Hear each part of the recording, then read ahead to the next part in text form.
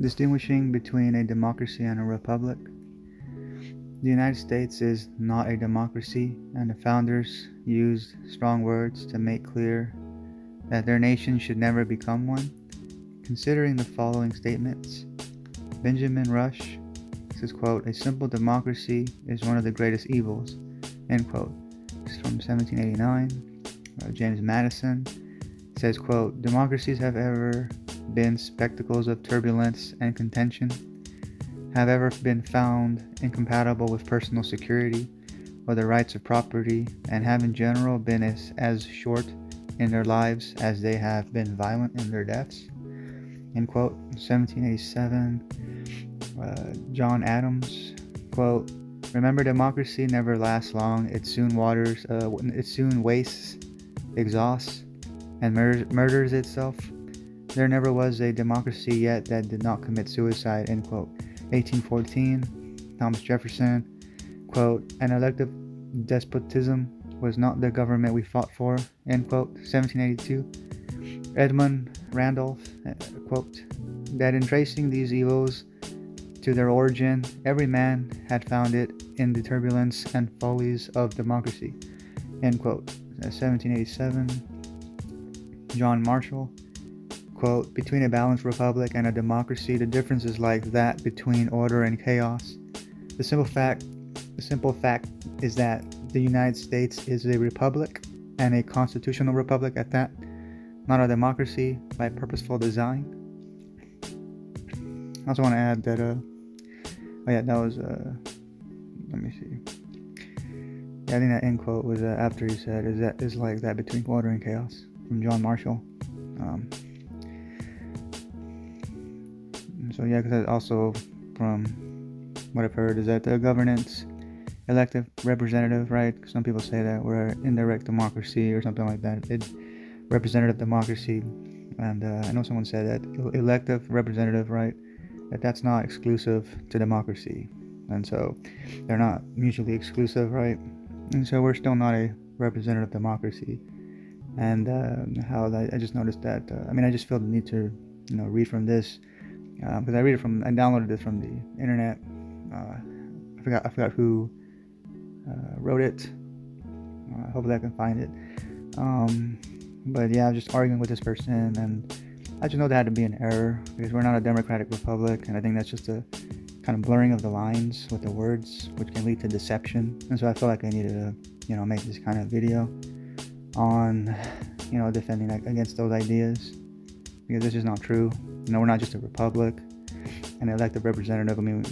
Those things are not exclusive to a democracy. So I wanted to continue reading. Democracy. The chief characteristic and distinguishing feature of a democracy is rule by majority. People meet and exercise government in person, which can be done in a small territorial area. In a democracy, the individual and any group of individuals composing any minority have no protection against the unlimited power of the majority. This is true whether it be a direct or a representative democracy.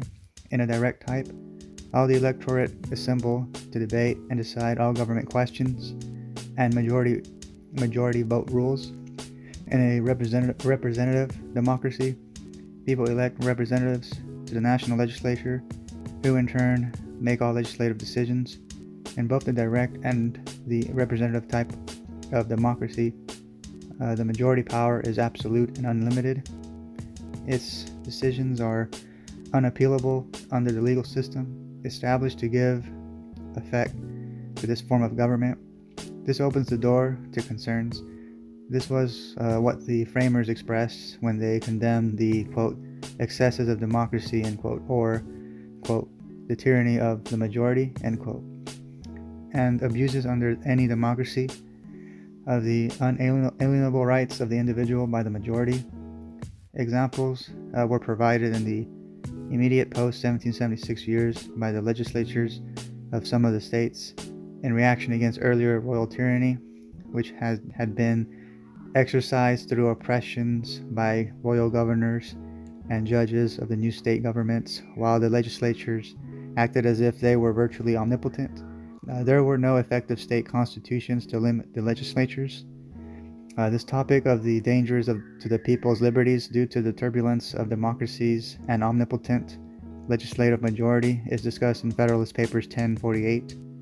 The framers, by their protests against the, quote, excesses of democracy, end quote, were merely making clear their sound reasons for preferring a republic that is proper form of government.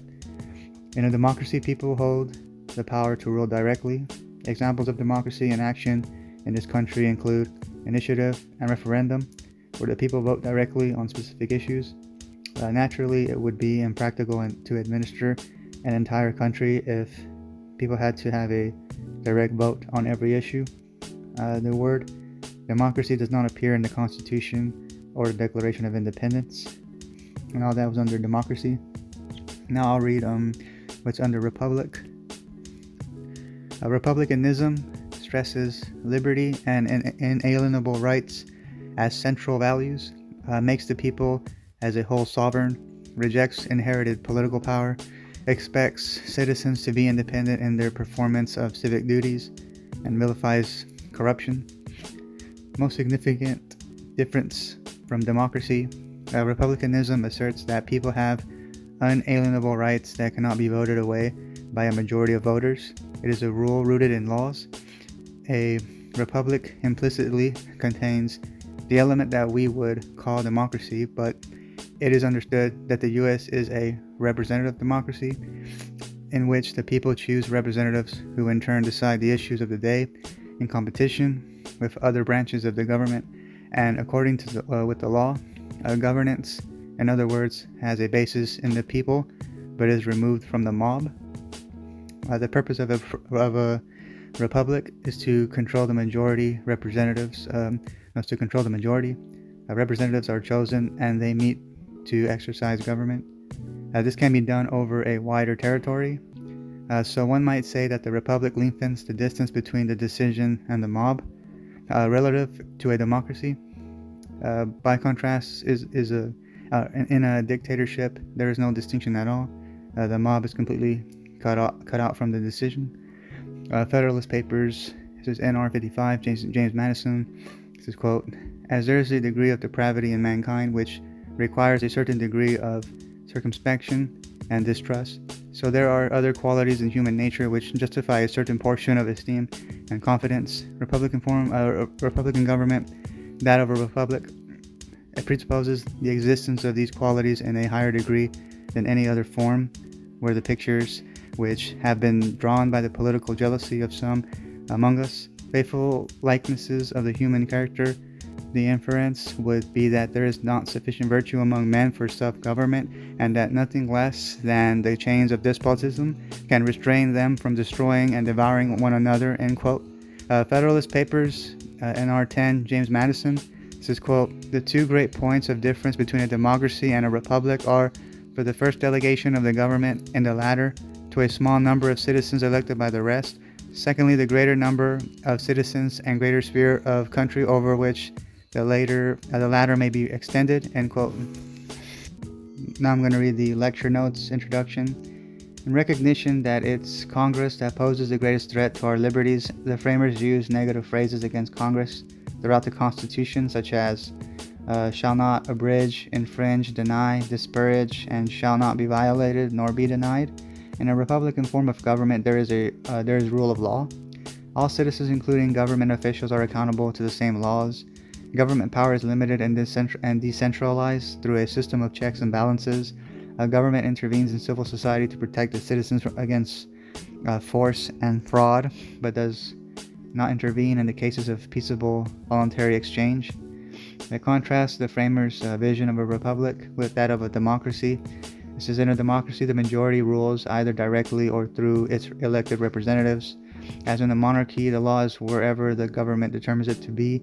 Laws do not represent reason, they represent power. The restraint is upon the individual instead of government. Unlike the envisioned under a republican form of government, rights are seen as privileges and permissions that are granted by government and can be rescinded by government. In a word or two, the founders knew that a democracy would lead to the same kind of tyranny the colonies suffered under King George III. The framers gave us a constitution that is replete with undemocratic mechanisms, one that has come in from recent criticism and calls for its elimination is the Electoral College. In their wisdom, the framers gave us the Electoral College so that in presidential elections, large,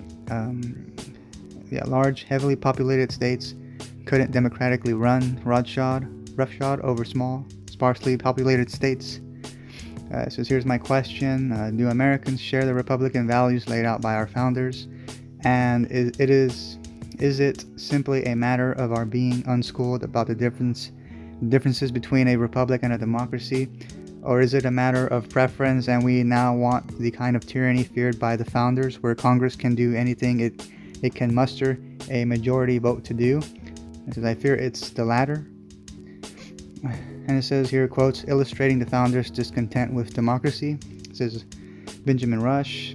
He says, a simple democracy is one of the greatest evils, from 1789. James Madison, he says, democracies have ever been spectacles of turbulence and contention, have ever been found incompatible with personal security or the rights of property, and have in general been as short in their lives as they have been violent in their deaths. 1787. And John Adams says, remember, democracy never lasts long. It soon wastes, exhausts, and murders itself.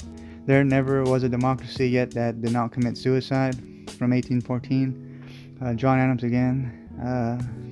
The fundamental article of my political creed is that despotism or unlimited sovereignty or absolute power is the same in a majority of a popular assembly, an aristocratic council, an oligarchical junta, and a single emperor. From 1815, John Adams says, democracy will soon degrade into an anarchy, such an anarchy that every man will do what is right in his own eyes, and no man's life or property or reputation or liberty will be secure, and every one of these will soon mold itself into a system of subordination of all the moral virtues and intellectual abilities, all the powers of wealth, beauty, wit, and science, to the wanton pleasures, the capricious will, and the abominable cruelty of one or a very few. Thomas Jefferson says an elective despotism that was not the government we fought for. Edmund Randolph says that in tracing these evils and their origin, every man had found it in the turbulence and follies of democracy. From 1787, John Marshall says, between a balanced republic and a democracy, the difference is like that between order and chaos.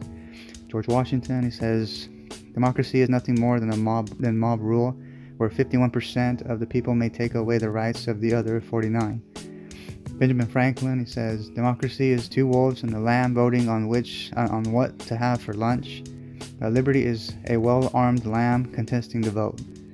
Alexander Hamilton says, it has been observed that a true democracy, if it were practicable, would be the most perfect government. Experience has proved that no position is more false than this. The ancient democracies in which the people themselves deliberated never possessed one good feature of government. Their very character was tyranny, their figure, deformity. Alexander Hamilton also says, our real disease, which is democracy. Fisher Ames, Massachusetts, says, the known propensity of a democracy is to lasciviousness, wastefulness, which the ambitious call and the ignorant believe to be liberty. 1788. Edmund Randolph says, our chief danger arises from the democratic parts of our state constitutions.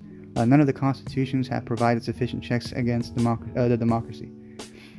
James Madison, it may be concluded that a pure democracy who assembles and administers the government in person can admit of no cure for the mischief of faction. A common passion or interest will, in almost every case, be felt by a majority of the whole, and there is nothing to check the inducements to sacrifice the weaker party or an obnoxious individual. Hence, it is that such democracies have ever been spectacles of turbulence and contention, have ever been found incompatible with personal security or the rights of the property, and have in general been short in their lives as they have been and violent in their deaths. That's James Madison. Alex D. Tocqueville says a democratic government is the only one in which those who vote for a tax can escape the obligation to pay for it. This is quotes illustrating the founders' preference for a republic. Alexander Hamilton says, "We are a republican government. Real liberty is never found in despotism or in the extremes of democracy." James Madison says, "We may define a republic to be a government which derives all of its powers directly or indirectly from the great body of the people, and is administered by persons holding their offices during pleasure for a limited period, or during good behavior. It is essential to such a government that it be derived from the great body of the society, not from an inconsiderable proportion or a favored class of it. Otherwise, a handful of tyrannical nobles, exercising their oppressions by delegation of their powers, might aspire to the rank of republicans and claim for their government the honorable title of republic." John Adams says, "All good government is and must be republican." Fisher Ames, he says, "Our sages in the great constitutional convention intended our government should be a republic, which differs more widely from a democracy than a democracy from a despotism." Thomas Jefferson says, the best principles of our republic secure to all its citizens a perfect equality of rights." Also, I wanted to add some comments about the same subject. The idea of a pure democracy goes against the very nature of the U.S. Constitution and the concept of separation of powers. Democracy is a form of governance where all power lies with elected representatives, and where one must have faith in majority rule over rule of law. Democracy is ruled by majority, no matter how you slice it. It has nothing to do with elected representation.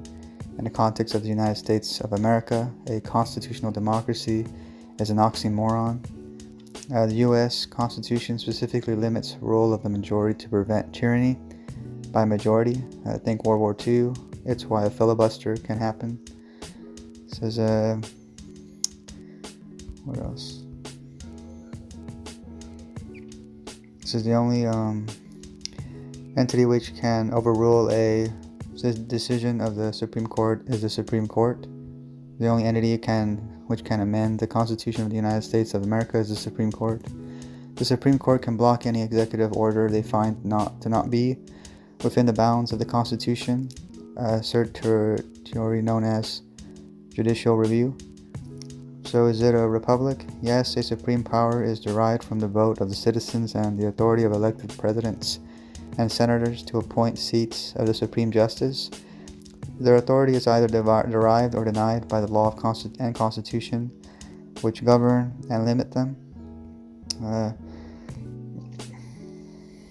So as a constitutional republic, elected representation is not exclusive to a pure democracy. The idea of a pure democracy goes against the very nature of the U.S. Constitution and the concept of separation of powers. Democracy is a form of governance where all powers lies with elected representatives, and where one must have faith in majority rule over rule of law. So the idea of a pure democracy goes against the very nature of the U.S. Constitution, and I read that part. Democracy is ruled by majority. No matter how you slice it, it has nothing to do with elected representation. In the context of the United States of America, the constitutional democracy is oxymoron, and says the U.S. Constitution specifically limits rule of the majority to prevent tyranny by a majority. So I think I read this one already. Says in the context of the argument, elected representation has nothing to do with democracy, and the Constitution of the USA guarantees. This is quote, guarantees to every state in the Union a republican form of government. And end quote.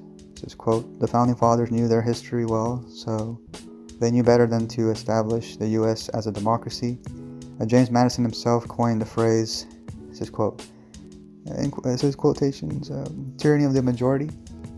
And checks and balances, this is quote, being a republic,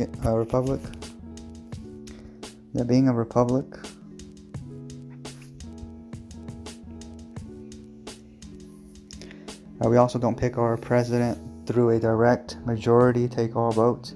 We have an electoral college, end quote. This is quote unquote, democracy is not the only form of governance with elected representatives. In a quote unquote democracy, elected officials hold supreme power. This is Here's a definition of republic from Merriam-Webster.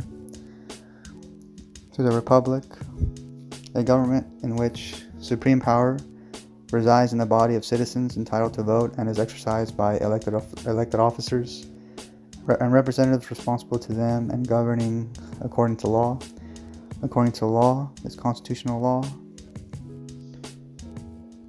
And then you could call it a democratic republic, but that would be redundant. This is it's not only assuming, but that's not only assuming that elections are inherently, nay, exclusively quote-unquote democratic, as they are not. Voting is not synonymous with democracy. This is a common misconception.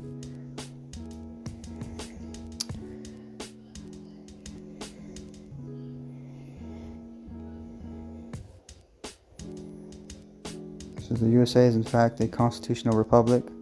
This is by legal definition and it's not up for debate.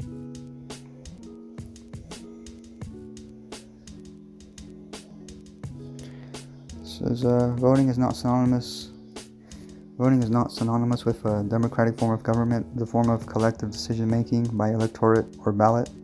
Voting existed long before Athens, the first democratic form of government. Not all elections are democratic.